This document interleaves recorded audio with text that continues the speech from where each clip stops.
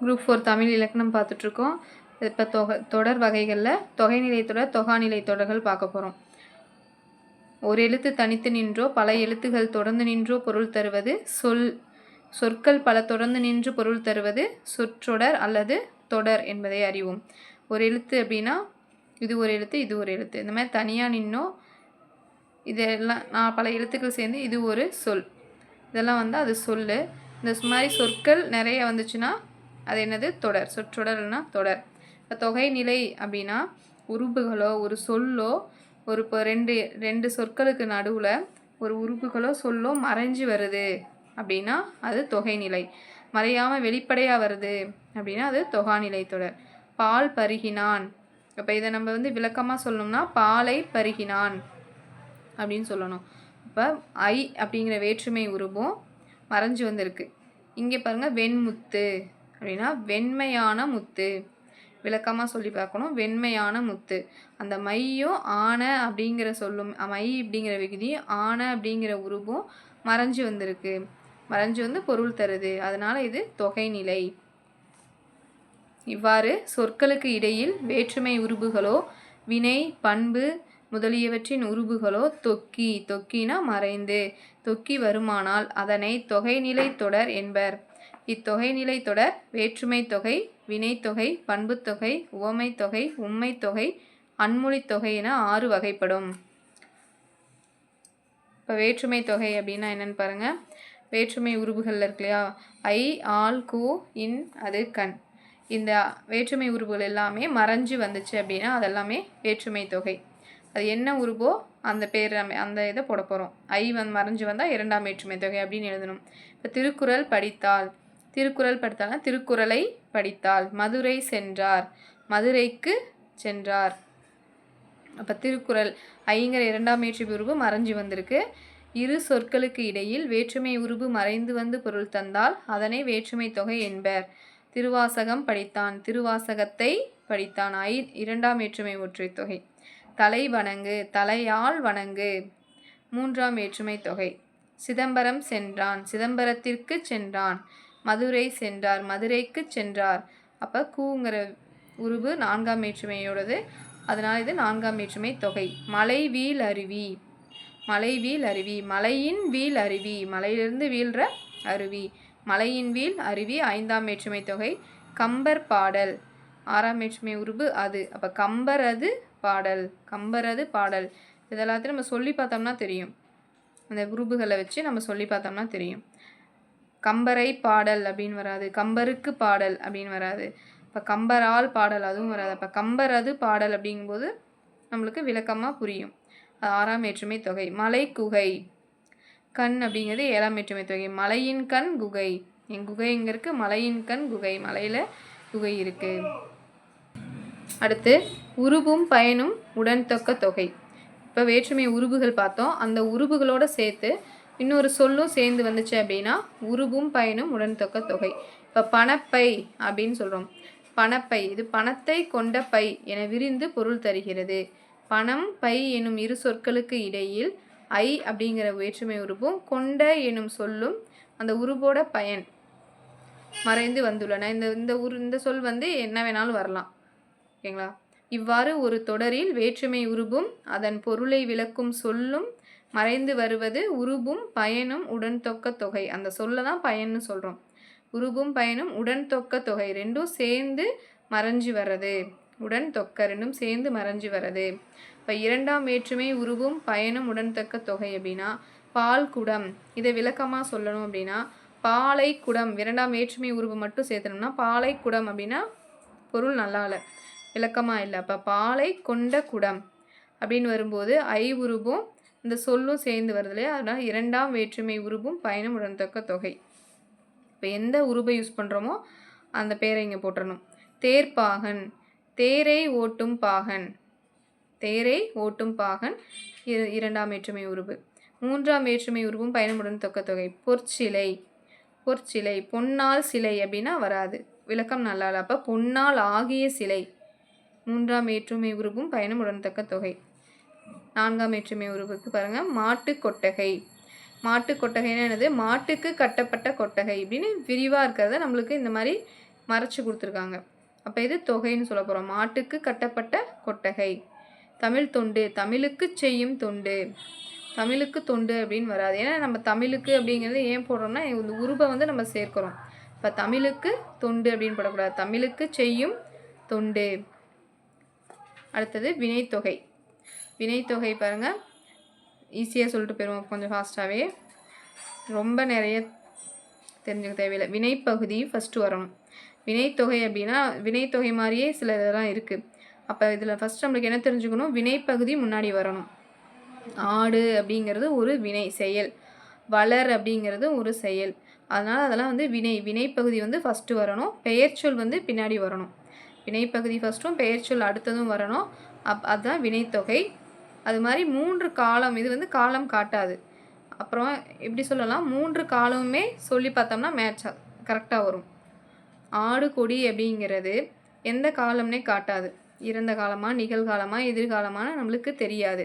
காலம் காட்டாத பெயரெச்சங்கள் உள்ளன. ஓகேங்களா? காலம் காட்டாத பெயரெச்சங்கள், பெயரை கொண்டு முடிஞ்சனால இது பெயரெச்சம்னு சொல்கிறாங்க. அப்போ காலம் காட்டும் இடைநிலையும் பெயரெச்ச விகுதியும் மறைந்து வரும் பெயரெச்சத்தை வினைத்தொகை என்பர். பெயரெச்ச விகுதி மறைஞ்சி வந்திருக்கு. ஆடிய அப்படிங்கிறது அந்த பெயரெச்ச விகுதி வந்து மறைஞ்சி வந்திருக்கு. அதனால் பெயரெச்ச விகுதியும் மறைந்து வரும் பெயரெச்சத்தை வினைத்தொகை என்பர். ஆடிய கொடி, ஆடுகின்ற கொடி, ஆடும் கொடி. வளர்தமிழ், வளர்கின்ற தமிழ், வளர்ந்த தமிழ், வளரும் தமிழ். எப்படியும் நீங்கள் 3 காலத்துக்கு சொன்னோம்னாலும் கரெக்டாக வரும். வீசு தென்றலுக்கு வீசிய தென்றல், வீசும் தென்றல், வீசுகின்ற தென்றல். கொள்களிறு, கொன்ற களிறு, கொள்கின்ற களிறு, கொல்லும் களிறு. அப்போ 3மே சொல்லும்போது நம்மளுக்கு சரியாக வர மாதிரி இருக்கும். வினைப்பகுதி பார்க்கணும், அடுத்தது பெயர் சொல்ல வருதான்னு பார்க்கணும், 3 காலத்துக்கும் சொல்லி பார்த்தோம்னா கரெக்டான வருதான்னு பார்க்கணும். இது 2 வந்தாலே மேக்ஸிமம் வினைத்தொகைன்னு கண்டுபிடிச்சிடலாம். இப்போ காலம் கறந்த பெயரெச்சம் அப்படின்னா என்னென்னு கேட்டாங்கன்னா வினைத்தொகைன்னு எழுதணும். காலம் கறந்த பெயரெச்சம் வினைத்தொகை. பண்புத்தொகை பாருங்கள். பண்புத்தொகைனா நிறத்தையும் வடிவம் சுவை அளவு இந்த மாதிரி பண்புகளை சொல்கிறது பண்புத்தொகை. வெண்ணிலவு, கருங்குவளை. இப்போ வெண்ணிலவை பிரித்தோம்னா வெண்மை கூட்டல் நிலவுன்னு வரும். அப்போ வெண்மையான நிலவு. அந்த மை விகுதியும் ஆன ஆகிய இந்த மாதிரி பண்புருவுகள் மறைஞ்சு வந்துச்சு அப்படின்னா அது பண்புத்தொகை. வெண்ணிலவு, வெண்மையாகிய நிலவு. கருங்குவளை, கருமையாகிய குவளை. செங்காந்தல், செம்மையாகிய காந்தல். வட்டத்தொட்டி, வட்டமான தொட்டி. இன்மொழி, இனிமையான மொழி. இப்போ மை விகுதி வந்துச்சுனாலே அது நம்ம பண்பு தொகைன்னு சொல்லிடலாம். பண்பு பெயருக்கும் அது தழுவி நிற்கும் பெயர் சொல்லுக்கும் இடையே ஆன ஆகிய என்னும் பண்புருவுகள் மறைந்து வருவது பண்பு தொகை எனப்படும். இது பாருங்கள், பண்புக்கு அப்புறம் பெயர் சொல் வந்திருக்கு. வெண்மைங்கிறது ஒரு பண்பு, கருமைங்கிறது ஒரு பண்பு, குவளைங்கிறது பெயர் சொல். செம்மைங்கிறது ஒரு செம்மை கலர் நிறம், அது ஒரு பண்பு. காந்தல்ங்கிறது ஒரு பெயர் சொல். இந்த மாதிரி பண்புக்கு அப்புறம் ஒரு பெயர் சொல் வரும். அடுத்து இரு பெயரொட்டு பண்பு தொகை. இது ரொம்ப ஈஸி தான். அதாவது பொது பெயர் சிறப்பு பெயர் நம்ம தெரிஞ்சுக்கணும். பொது பெயர்னா என்னது, எல்லாத்துக்கும் சொல்கிறது. பறவை அப்படின்னா பொது பெயர், புறா அப்படின்னா சிறப்பு பெயர். பறவைகள்லேயே தனியாக ஒன்று சொல்கிறோம்னா அது சிறப்பு பெயர். இப்போ மரம் அப்படிங்கிறது பொது பெயர், பனை மரம், பனை அப்படிங்கிறது சிறப்பு பெயர். அப்போ இரு பெயரொட்டு பண்பு தொகை அப்படின்னா ஒரே ஒரு ரூல்ஸ் தான். பொது பெயர் பின்னாடி வரணும், சிறப்பு பெயர் முன்னாடி வரணும். எங்களா பொது பெயர் பின்னாடி வரணும், சிறப்பு பெயர் முன்னாடி வரணும். அப்படி வந்தால் அது இரு பெயரொட்டு பண்பு தொகை. ஏன்னா இது மறைஞ்சு வந்திருக்கு. என்னென்னா பனை மரம், பனையாகிய மரம், ஆகிய அப்படிங்கிற பண்புறுப்பு வந்து மறைஞ்சு வந்திருக்கு. அதனால் இது இரு பெயரொட்டு பண்பு தொகை. இதுக்கு என்ன ரூல்ஸ் அப்படின்னா சிறப்பு பெயர் முன்னாடி வரணும், பொது பெயர் பின்னாடி வரணும். திங்கள்ங்கிறது மாதம், மார்கழிங்கிறது தனியாக சொல்கிறோம். நிறைய மாதங்களில் அது ஒரு மாதம். இது பொதுவான திங்கள்னாவே ஃபுல்லாக மாதம் தான். அப்போ மார்கழி திங்கள். பொது பெயர் சிறப்பு பெயர், பொது பெயர் சிறப்பு பெயர் அப்படி வந்தால் இரு பெயரொட்டு பண்பு தொகை. அடுத்து ஊமை தொகை. மலர்விழி, மலர் போன்ற விழி. மலர்விழி, மலர் போன்ற விழி. மலருங்கிறது உவமை, விழிங்கிறது உவமேயம். இந்த போன்ற அப்படிங்கிறது வந்து நம்மளாக சொல்கிறோம். சொல்லி பார்த்தோம்னா தான் அது ஊமை தொகையா இல்லையான்னு தெரியும். இப்போ மலர்விழி அப்படின்னா மலர் மாதிரி இருக்க, மலர் போன்ற விழி கண் அப்படிங்கிறோம். அந்த போன்ற ஓம உருபு வந்து மறைஞ்சு வந்திருக்கு. அந்த போன்றங்கிறது ஓம உருபு. ஓமைக்கும் உவமேயத்துக்கும் இடையில் போல, போன்ற, நிகர, அன்ன முதலிய ஓம உருபுகளுள் ஒன்று மறைந்து வருவது ஓமை தொகை எனப்படும். இதெல்லாம் ஓம உருபுகள். அடுத்து உம்மை தொகை. உம்மை தொகையில் அப்படிங்கிற இடைச்சொல் வந்து மறைந்து நின்று பொருள் தரும். அப்படிங்கிற இடைச்சொல் சொற்களின் இறுதியிலும் இடையிலும் இறுதியிலும் இந்த சொற்கள் இருக்கு இல்லையா, இரவு அப்படிங்கிற சொற்களுக்கு இடையில், இந்த 2 சொற்களுக்கு இடையில் வரும், இறுதியில் பகலுக்கு அப்புறம் வரும். இப்போ இரவும் பகலும் இந்த மாதிரி இடையிலையும் இறுதியிலையும் இடைச்சொல் வந்து மறைஞ்சு வந்துச்சுன்னா அது உம்மை தொகை. அதே அப்படிங்கிறது வெளிப்படையாக வந்துச்சுன்னா அது எண்ணும்மை. இரவும் பகலும் அப்படின்னு வெளிப்படையாக நம்மளுக்கு கொஸ்டின் கேட்டாங்கன்னா அது எண்ணும்மை. மறைவாக வந்துச்சுன்னா அது உம்மை தொகை. அன்மொழி தொகை அப்படின்னா இதுவரைக்கும் நம்ம பார்த்த தொகைகளில் வராத சொற்றொடர்கள் எல்லாமே அன்மொழி தொகையில் வரும். பொற்றொடி வந்தால் அப்படின்னா, தொடி அப்படின்னா வளையல், பொற்றொடி என்பது பொன்னாலான வளையல் என பொருள் தரும். வந்தால் எனும் வினைச்சொல்லை தழுவி நிற்பதால் பொன்னாலாகிய வளையலை அணிந்த பெண் வந்தாள் எனும் பொருள் தருகிறது. பொற்றொடி வந்தால் அப்படின்னா தொடி வளையல், பொன் அப்படின்னா பொன்னாலாகிய வளையலை அணிந்த பெண் வந்தாள் அப்படிங்கிறது பொருள். ஆள் என்னும் 3ஆம் வேற்றுமை உருபும் ஆகிய என்னும் அதன் பயனும் மறைந்து வந்து வந்தாள் எனும் சொல்லால் பெண் என்பதையும் குறிப்பதால் இது 3ஆம் வேற்றுமை புறத்து பிறந்த அன்மொழி தொகையாகும். பொன்னாள் அப்படின்னு அப்புறம் நம்ம சொல்லி பார்க்கும்போது பொன்னாள் ஆகிய அங்கே வந்து என்ன வேற்றுமை உருபு வருதோ அதை நம்ம போட்டுக்க போகிறோம். 3ஆம் வேற்றுமை புறத்து பிறந்த அன்மொழி தொகை. மேக்ஸிமம் அன்மொழி தொகையா அப்படின்னு தான் கேட்பாங்க. இந்தளவுக்கு இது வரைக்கும் கேட்கலன்னு நினைக்கிறேன். அப்போ நம்ம இது வரைக்கும் படித்த தொகைகள்லேயே வராது ஏதாவது வந்துச்சுன்னா நம்ம அதை அன்மொழி தொகை அப்படின்னு போடலாம். இது வேற்றுமை, வினை, பண்பு, உவமை, உம்மை ஆகிய தொகைநிலை தொடர்களுள் அவை அல்லாத வேறு பிற சொற்களும் மறைந்து வருவது அன்மொழி தொகை. அவை அல்லாத வேறு இது எல்லாத்துலேயும் வர்றது இல்லாத வேறு சொற்கள் ஏதாவது மறைஞ்சு வந்துச்சுன்னா அது அன்மொழி தொகை.